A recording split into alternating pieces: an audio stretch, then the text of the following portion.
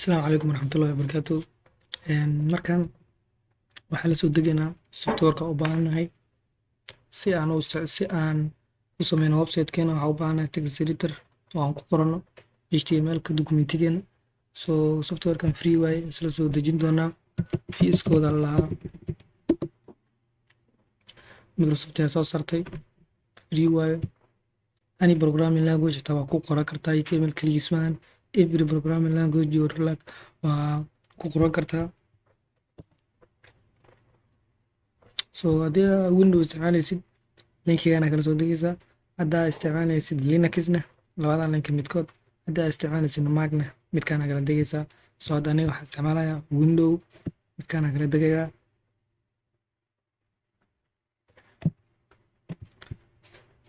Just click ku sii,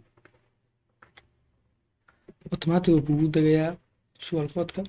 Midkaan dokumentigiisa yar waaye oo faahfaahin kaga bixinayo. Hadda wuu noo socdaa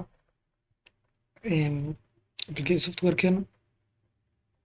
waxaan isku soo noqonaynaa markuu noo download gareysmo kadib. Marka waa kana hadda wuu noo soo degay softwarekeena. waan ku dhibsanaynaa. Installation fudud uu leeyahay. clipkan wuxuu igu soo baxay, waxaan isticmaalayaa antivirus. Antiviruska wuu iga jekreynaya software walbo computerkeyga soo galayo radaan leeyahay.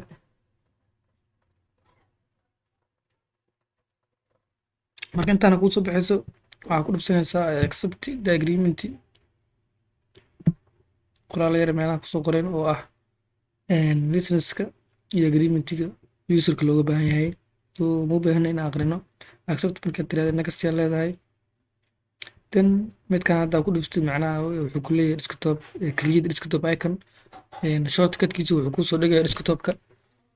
haddaad rabto inaad desktopka uu kuu yaalo ka saar. haddaad rabin inuu desktop kuu yaalo ka qaado. hadda waan saaranaynaa. next yaa leedahay. then install aa leedahay. installationkiisa aad iyo aad u fudud yahay, toosuu kugu dhacayaa.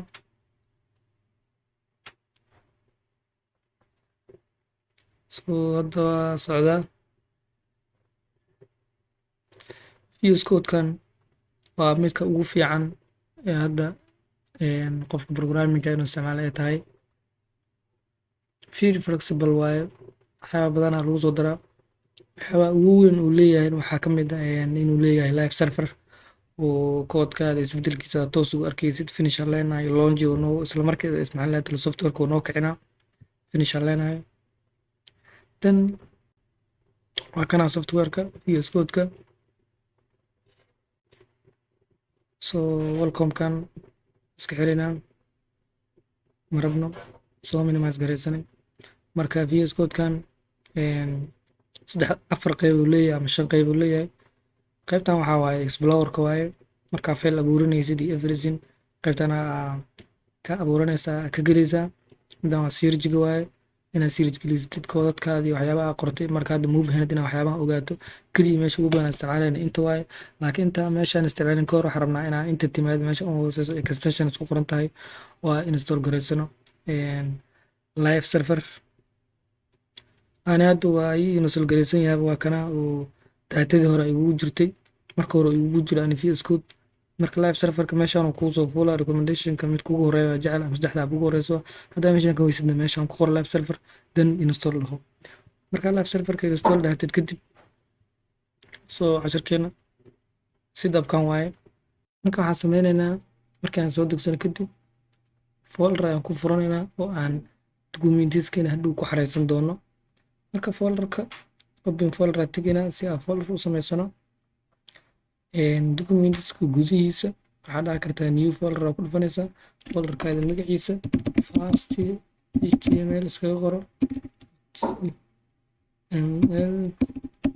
iskaga qoro. then folderkaasa select dhahanaynaa.